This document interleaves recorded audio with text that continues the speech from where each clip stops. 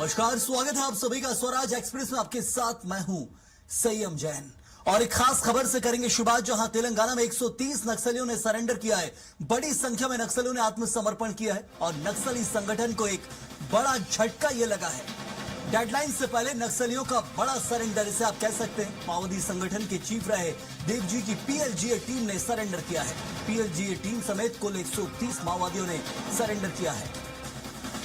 नक्सलवाद के खात्मे का लक्ष्य रखा गया है। 31 मार्च 2026 की डेडलाइन सरकार ने तय की है और इससे पहले सुरक्षा बल के जो जवान हैं वो सक्रिय हैं।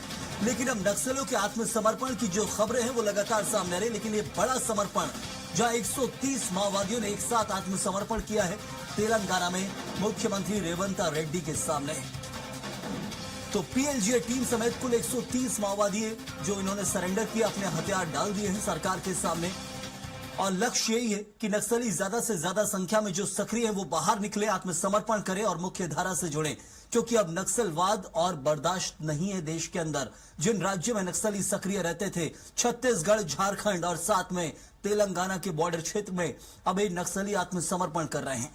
और इसी क्रम में ये बड़ी सफलता इसलिए है क्योंकि एक साथ 1, 2, 4 नहीं, 10, 20 नहीं, 40, 50 नहीं, 130 से ज्यादा नक्सलियों ने हथियार डाल दिए हैं। तो बड़ी संख्या में नक्सलियों ने सरेंडर किया है।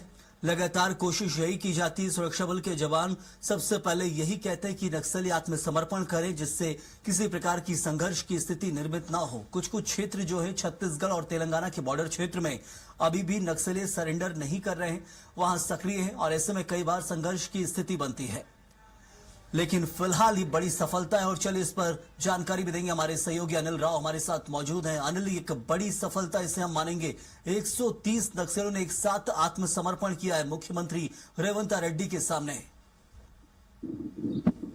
जी संयम जी, मैं बता दूं कि आज का दिन काफी खास माना जा रहा है, क्योंकि आज का दिन सुरक्षा बलों के लिए काफी बड़ी उपलब्धि मानी जा रही है। क्योंकि आज के दिन में जो हैदराबाद के पुलिस मुख्यालय में 130 नक्सलियों ने जो तेलंगाना के मुख्यमंत्री रेवंत रेड्डी और डीजीपी के सामने में आत्मसमर्पण किया है।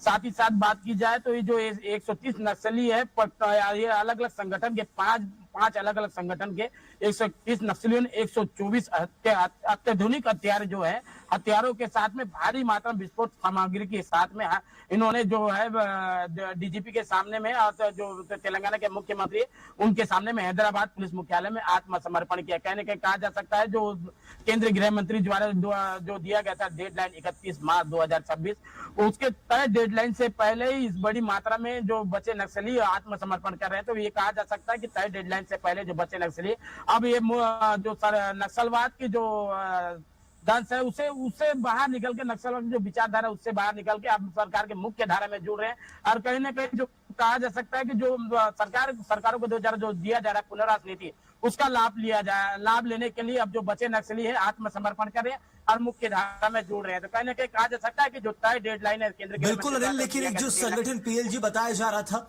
और एक बड़ा झटका इसे माना जाएगा। और अभी भी बॉर्डर क्षेत्र जो है छत्तीसगढ़ और तेलंगाना से लगे हुए जो क्षेत्र के इलाके हैं वहां, और हम क्या समझे कितनी मूवमेंट और देखी जा रही है अब तक नक्सलियों की, सुरक्षा बल क्या कहते हैं मूवमेंट को लेकर? जी बिल्कुल, जो केंद्रीय गृह मंत्री जो दिया गया था डेडलाइन, उसे लेकर लगातार सुरक्षा बलों के द्वारा जो नक्सलियों के जो माद इलाके हैं जहां नक्सली छुपे होते हैं, उन इलाकों में लगातार सुरक्षा बलों के द्वारा ऑपरेशन चलाया जा रहा है, एंटी नक्सल ऑपरेशन। और जो बचे नक्सली है उनको मार गिराया जा रहा है। वहीं बचे नक्सलियों से लगातार जो केंद्रीय गृह मंत्री के द्वारा अपील भी किया जा रहा है जो बच्चे नक्सली आत्मसमर्पण करें और सरकार की पुनर्वास नीति का लाभ लें और जो विकास जो बस्तर सहित देश के जो विकास बड़ी सफलता मिली है। और हमारे साथ हमारे सहयोगी दिलीप साहू भी रायपुर से जुड़े हुए हैं। दिलीप, एक बड़ी सफलता इसे हम कहेंगे, छत्तीसगढ़ के अंदर आत्मसमर्पण का जो आंकड़ा है वो तो बड़ा है, लेकिन एक बड़ी सफलता इसलिए हो कि तेलंगाना के अंदर वहां शायद नक्सली ज्यादा सेफ समझ रहे अपने आप को। उसके पीछे क्या कारण है वो हम बाद में जानेंगे, लेकिन 130 नक्सलियों ने एक साथ आत्मसमर्पण किया है तेलंगाना के मुख्यमंत्री रेवंत रेड्डी के सामने। जी बिल्कुल संयम, यह बड़ी उपलब्धि है। जिस तरह से एक लक्ष्य रखा गया है कि 31 मार्च 2026 तक नक्सलवाद मुक्त का, जिस तरह से केंद्रीय गृह मंत्री अमित शाह ने जो लक्ष्य रखा है, उसके अनुरूप लगातार सशस्त्र बल के जवानों ने, सुरक्षा बलों के जवानों ने जंगल के अंदर अलग अलग क्षेत्रों में, चाहे कर्रे गुटा की पहाड़ी की बात करें या कांकेर की घाटी हो या फिर नारायणपुर के अंदरूनी इलाका हो या फिर दंतेवाड़ा का अंदरूनी क्षेत्र, तमाम जगहों पर लगातार फोर्स ने जो दबाव बनाया उसका असर लगातार दिख रहा है। और लगातार नक्सली जो अलग अलग क्षेत्र से सभी जगह आत्मसमर्पण करने पे मजबूर हुए हैं। और देख रहे हैं एक तरफ जहां विदर्भ में जाकर 200 से अधिक नक्सलियों ने, रूपेश जो नक्सली संगठन के लीडर हैं उनके नेतृत्व में आत्मसमर्पण किए थे, वहीं करीब 200 नक्सलियों ने जगदलपुर में भी जो प्रवक्ता है इनके नक्सली संगठन के, उनके सोनू के नेतृत्व में आत्मसमर्पण किए थे। इस तरह से अलग अलग जगह पर आत्मसमर्पण करते हुए नजर आ रहे हैं। इसी कड़ी में देवजी भाई ने, जिस देवजी के नाम से जो सेंट्रल कमेटी मेंबर्स थे, पोलित ब्यूरो मेंबर भी रहे हैं, वे कुछ दिन पहले ही तेलंगाना में आत्मसमर्पण किए हैं। और कहा जा रहा है कि अभी जो पीएलजीए के बटालियन ने जो आत्मसमर्पण किए हैं, जिसमें 130 से अधिक माओवादी कैडर शामिल है, ये सभी देवजी के कमांडर भी इसमें शामिल है, सक्रिय सदस्य थे लगातार जो माओवादी क्षेत्र में संगठन। हालांकि अभी जो आत्मसमर्पण किए, इसमें ज्यादातर छत्तीसगढ़ के नक्सली बता रहे हैं, छत्तीसगढ़ के नक्सली इसमें ज्यादातर शामिल है। तो निश्चित तौर पे जो एक लक्ष्य सरकार ने तय की थी और जो पुनर्वास नीति बनाई गई है, चाहे छत्तीसगढ़ को हो, विदर्भ का हो या फिर सवाल भी है, शुरुआत भी मैंने उसी से की थी। छत्तीसगढ़ के नक्सली दूसरे राज्यों में जाकर समर्पण कर रहे हैं। पहले भी ये खबरें आई थी कि छत्तीसगढ़ के नक्सली जो उड़ीसा में जाकर समर्पण कर रहे हैं। क्या किसी प्रकार का डर, भय है क्या कुछ?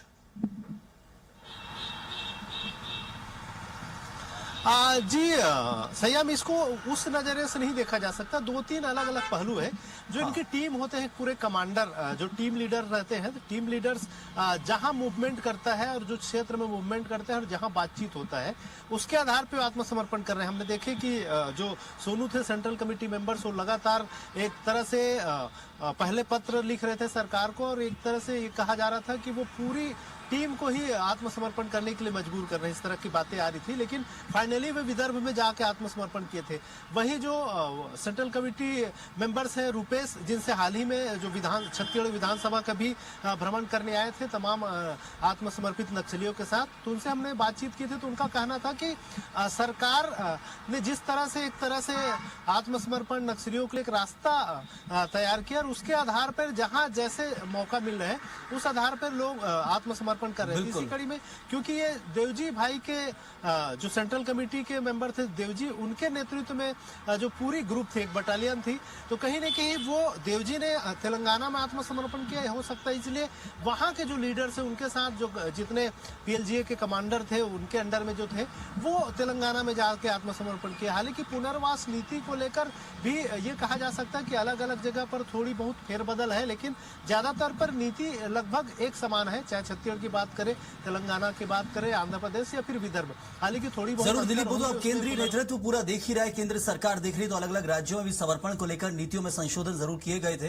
क्योंकि केंद्र सरकार ये चाहती कि सभी राज्यों में नक्सली आत्मसमर्पण करें। क्या हम समझे अब नक्सलवाद का कितने प्रतिशत अंश रह गया है? यदि ये जानना हो तो कैसे जानेंगे हम, क्योंकि अब तारीख नजदीक आ चुकी है, 31 मार्च आने को है और उससे पहले सरकार और सुरक्षा बलों का यह दावा है कि पूरी तरह नक्सलवाद का सफाया होगा। एक डेडलाइन खुद तय की है। कितना अंश अब नक्सलवाद का रह गया इन क्षेत्रों के अंदर, जिन क्षेत्रों में नक्सल अभी तक, जहां नक्सल गतिविधियां खासतौर पर बहुत ज्यादा सक्रिय रही हैं? पहले ही गृह मंत्री विजय शर्मा का जो बयान आया था, उन्होंने कहा था कि लगभग 15% ही नक्सली अब बचे हैं पूरे बस्तर क्षेत्र में। और उनके दावे के बाद भी लगातार आत्मसमर्पण का दौर है वो जारी है। तो निश्चित तौर पे ये कहा जा सकता है कि अब 10 से 12% ही जो सशस्त्र नक्सलिज्म है वो बस्तर के क्षेत्र में, खासकर बस्तर का जो इलाका है जिसमें 7 जिले आते हैं, तो उन जिलों की बात करें उनमें से 3-4 जिले तो अभी भी पूरा मुक्त हो चुका है, ये सरकार मान रही है नक्सलियों से। लेकिन 3-4 जिलों की बात करें जिसमें दंतेवाड़ा, नारायणपुर, सुकमा और ये कांकेर के कुछ अंदरूनी इलाके शामिल है, तो इन जिलों में भी अभी लगभग 10 से 12% ही नक्सली रह गए हैं जो सशस्त्र आंदोलन में शामिल है। बाकी दूसरे जो इनके समर्थक रहे हैं या संगम सदस्य के रूप में काम करते रहे हों, वो लगभग इनके साथ छोड़ चुके हैं। तो एक बड़ी गिरावट हम समझ सकते हैं, 10 से 12% का जो अंश है वो भी आने वाले दिनों में समाप्त हो जाएगा। अनिल, एक और जो खास चीज की लोकल एडमिनिस्ट्रेशन जो है, स्थानीय प्रशासन और पुलिस से क्या कुछ पता चलता है, क्या गतिविधि अब चल रही है? क्योंकि ये समाप्ति की और नक्सलवाद है, जब भी संघर्ष की स्थिति बनती है, सुरक्षा बल के जवान अब क्या कुछ कह रहे हैं, क्या कह रहा है वहां का प्रशासन? जी बिल्कुल, जो यहाँ का जो प्रशासन है लगातार जो बचे नक्सली उनसे लगातार अपील भी कर रहा है और उसका परिणाम भी देखने को मिल रहा है।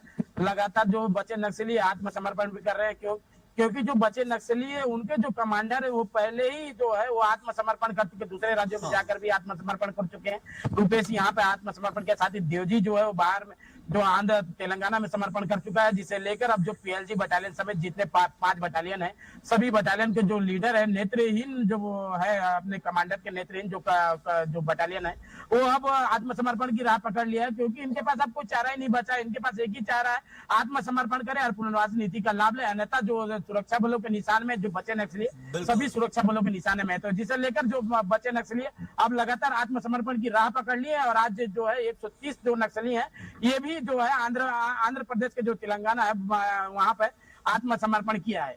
चलो, बहुत शुक्रिया आपका अनिल, आपका भी, और दिलीप आपका भी बहुत बहुत धन्यवाद हमारे साथ जुड़ने के लिए। तो फिलहाल नक्सलवाद अपने अंतिम दौर में है। 10 से 12% अंश ये कह सकते हैं आप कि अब नक्सलवाद को जो बचा हुआ है उन क्षेत्रों के अंदर जहां नक्सली बहुत सक्रिय थे, जिन क्षेत्रों में आम आदमी घुसने में भी भय लगता था, अब वो पूरी तरह से भय मुक्त हो रहे हैं। और जो अंश बचा है 10 से 12% का, वो भी आने वाले दिनों में डेडलाइन से पहले समाप्त हो जाएगा। आज बड़ी सफलता इसलिए क्योंकि एक साथ 130 नक्सलियों ने आत्मसमर्पण किया है।